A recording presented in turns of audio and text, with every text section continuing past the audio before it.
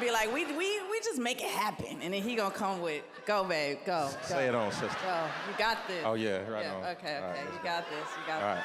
Go. So you want to do the frame? Nope, go ahead. No, you gotta do it. I gotta do it with you. Yes. All right. So we got the A frame.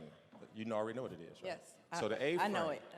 The A frame is when you're so dependent on each other that if somebody loses their balance, somebody falls. And so A-frame relationships are unhealthy because if she moves, I'm a mess. And then we've got the H-frame relationship, which means that we still have connectivity, but we're one situation away from separation. Wow. But then we have our M-frame. The M stands for marriage. Now, she's on her feet, I'm on my feet, but try to get in between this.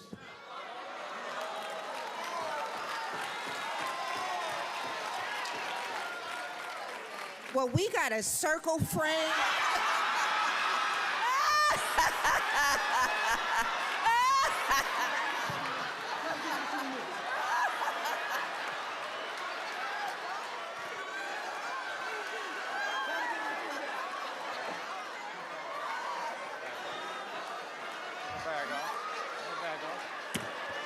I didn't like that. I didn't know we was cheerleading. That's at the other convention. I'm a bag off. So no matter what your alphabet is, if you an M or an O, you got to make your marriage work. But I love that because you have two couples here and but they're saying the same thing if you listen carefully. They're saying the same thing, but how they express it comes out differently.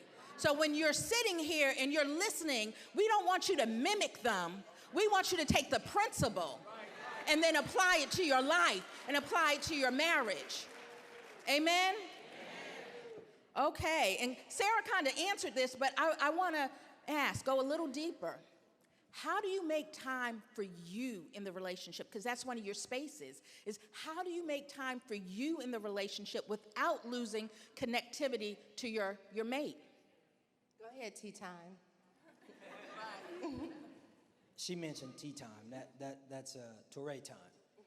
I think that, first of all, it's the consciousness that if I don't get time just to me, to minister to me, then TNS time is not going to be what it can be. And she's learning that because, like, when I used to, fly somewhere or drive somewhere or whatever, she used to be a little like, really? You get to do that? But the version of me that she would get when I got back was so elevated and so loving and so patient and so, you know what I mean, that she started sending me away like, don't you need just some tea time? And so I think for me, we have an agreement. Now, I was trying to take some tea time.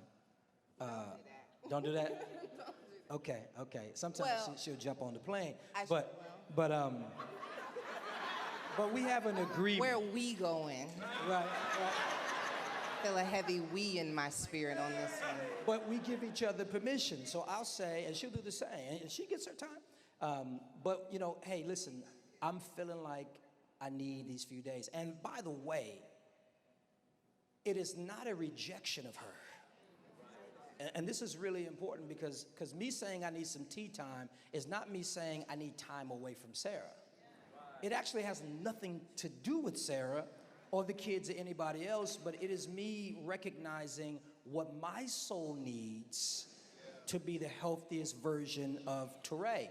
But you can't get there unless there's communication, because it will look like you're running away from your spouse or from your kids or from work. It's not that. I'm not running away from nothing. I'm running to a better and healthier version of myself. So there's communication prior to me leaving, prior to her leaving, and then there's an agreement. There's some times where I can't go. Okay, I have this need, but as we look at our family, as we look at our work landscape, whatever we might need in our sphere of influence, there's sometimes where I have to put it off. Or, what Sarah will do, sometimes I'll go and then she'll go. So it's just the communication part is big. I'll tell you, so the first time that he said he needed some tea time, that was unfamiliar to me, like time to himself. And I had to really work through that, one, because I've just been in bad relationships in the past, and I'm like, let me roll up at this hotel. Let me risk it all, you know what I'm saying?